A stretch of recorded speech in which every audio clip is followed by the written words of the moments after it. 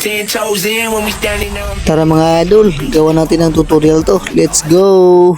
CapCut mga lodi, tapos new project. Pili natin yung i-edit naman natin. Ito. Saan yun na? Ito, yung 1 minute and 10 seconds.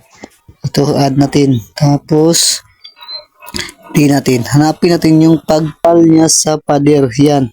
Dahil mag-overlay tayo, i-add natin yung wall crack effects ito. Add. Tapos, makikita sa TikTok ko, download yun sa TikTok. Marami din sa TikTok, wall crack. Search lang, wall crack effects.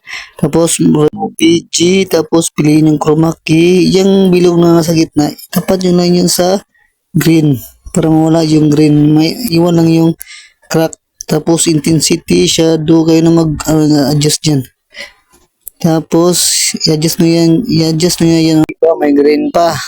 Punta tayo sa adjust. Kunin natin yung green. Adjust. Tapos piliin yung HSL. Green.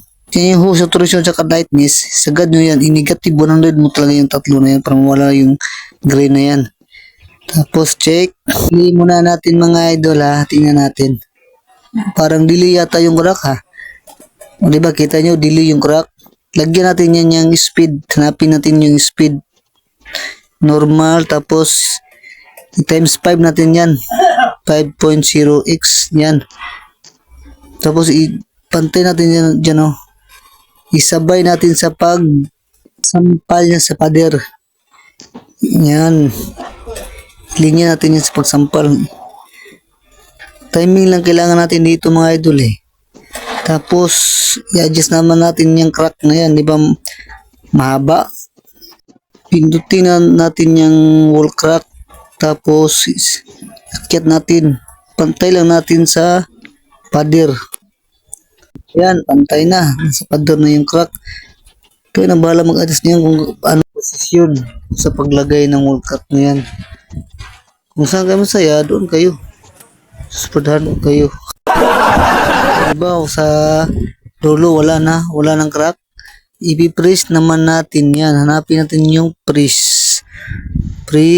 Yan, may 2 seconds na. Isagad nyo, ipantay nyo dyan sa dulo. Yan, pantay talaga ha. Pantay, yan. Diba, pantay na. Oh.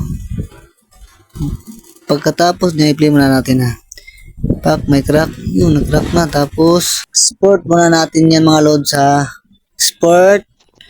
Tapos, balik na naman. Add new project na naman tayo. Yung kaka-export lang natin, i-add naman natin yun. Add. Diba? Dito na tayo. Magsimula na tayo. Final na to. Abangan naman natin sa hindi pa siya makapasok dyan sa wall crack na yan. Dahil ipipress natin yan. Hanapin natin yung press. Abangan nyo ha. Press. Dahil hindi pa siya makapasok.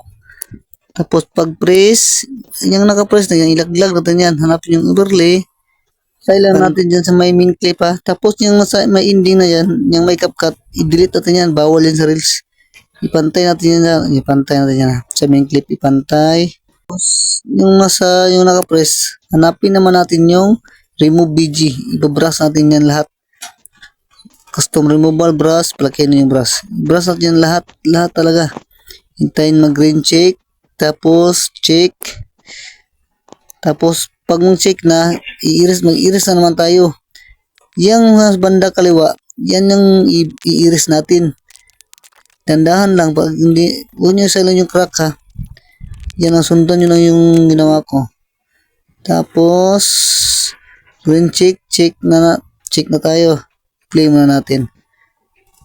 Play. Pag may crack, pasok siya. O diba, magic. Cancel muna natin. Hanapin natin yung aspect ratio 9:16. Check. Tapos 1080p. 1080p tayo. Recommended. I-high talaga natin yan. Tapos i-play muna natin bago tayo mag-export. Export na. Sana may natutunan kayo. Salamat.